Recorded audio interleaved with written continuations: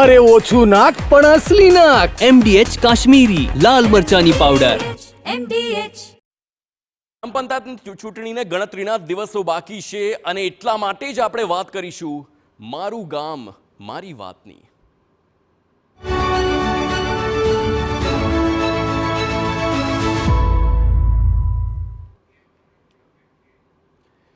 ચૂંટણીના રંગમાં ફરી રંગાયું છે ગુજરાત. એક તરફ પેટા ચૂંટણી તો બીજી તરફ ગ્રામ પંચાયતની ચૂંટણી આવવાથી ગુજરાતના ગામોમાં ખુશીનો માહોલ છે.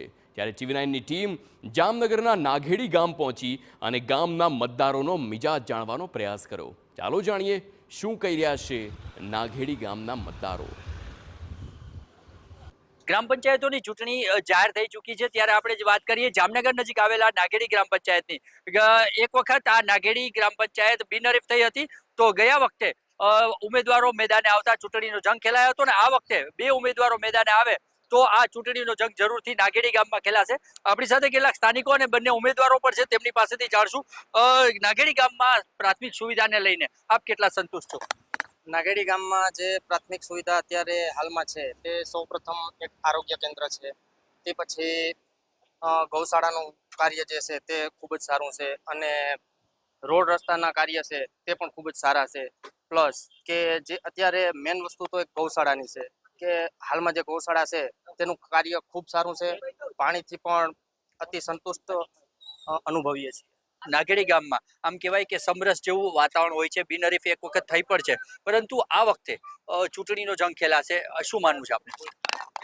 નાઘેડી ગામ જામનગર જિલ્લાનું જે સરકારી ચોપડે જે રેવન્યુની આવક ધરાવતા ગામો છે તેમાંથી લગભગ 4-5 જે ટોપ ગામ છે એમાંનું એક નાઘેડી ગામ છે.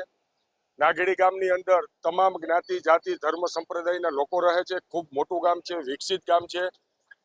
ઇન્ડસ્ટ્રી એરિયા પર ખૂબ મોટો આવેલો છે અને રેસિડન્ટ પણ સિટીની નજીક હોવાથી ઘણું બધું ડેવલપ થયેલું છે. જો પ્રાથમિક સુવિધાઓ અને વિકાસ બાબતની ચર્ચા કરીએ તો નાઘેડી ગામથી લાખાબાવર ગામની અંદર જોડતો જે નોન પ્લાન રસ્તો છે એ રસ્તો અને બીજા નંબરમાં નાઘેડી ગામથી કનસુમરા મસીતિયા ગામને જે જોડતો રસ્તો છે કે જે ખાસ કરીને માલધારી અને વાડી વિસ્તારના લોકોને અને એકબીજા ગામમાં અવર જવર કરનારા લોકોને જે રોજગારી માટે નાઘેડીમાં આવે છે તેમને ખૂબ લોકોપયોગી છે. તમે નાઘેડી ગામમાં ભવિષ્યમાં કયા કામોને ઈચ્છો છો? કયા કામો એવા છે કે જે હજુ પણ થયા ન હોય? શું આપનું માનવું છે? આવવા જવા માટે રસ્તો તો થયો છે પણ એ ભવિષ્યમાં જોતા હજી રસ્તો નાનો પડી શકે છે. આવવા જવા માટે હજી લાઇટની તકલીફો છે, રાતના ટાઈમમાં અંધારું રહે છે જેના કારણે એક્સિડન્ટના બનાવ બનતા હોય છે. એ એક ખાસ જોવાની જરૂર છે. બાકી પાણી પૂરતું ટાઈમ ટુ ટાઈમ આવે છે. બીજું એ કે નાઘેડી ગામને લગતા નાઘેડી લાખાબાવળ ગામ છે એમાં બહુ મોટું ઇન્ડસ્ટ્રીઝ એરિયો છે જેમાં નાઘેડીના ઘણા માણસો કામ કરી રહ્યા છે. એના કારણે જે નાઘેડી ગામને શરૂઆત મળવી જોઈએ સરકાર તરફથી એ હજી મળતી નથી પૂરી. આરોગ્યને લગતી ગામમાં શું વ્યવસ્થાઓ છે? શું આપ ઈચ્છો છો? નાઘેડીમાં આરોગ્ય લગતી સેવાઓ છે પણ અઠવાડિયામાં 1-2 વાર આવે છે સરકારી સેવા છે. આપણે નાઘેડીમાં કાયમી ધોરણે સરકારી હોસ્પિટલ આરોગ્ય કેન્દ્ર થાય એવું ઈચ્છીએ છીએ અમે. નાઘેડી ગામના ગ્રામજનો તમામ જનતા છે નાઘેડીની એક આ પ્રશ્ન છે કે આવનાર જે સરપંચ બને એ આ એક પ્રશ્ન મુદ્દો આરોગ્ય કેન્દ્ર ખાસ કરી હોસ્પિટલ બનાવે છે. નાઘેડી ગામની વસ્તી લગભગ 10,000 જેવી છે. 3,700 જેટલા મતદારો છે.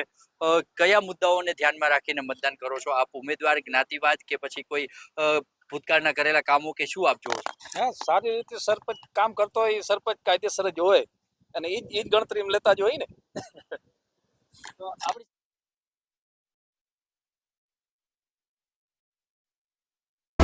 MDH ચણા મસાલા.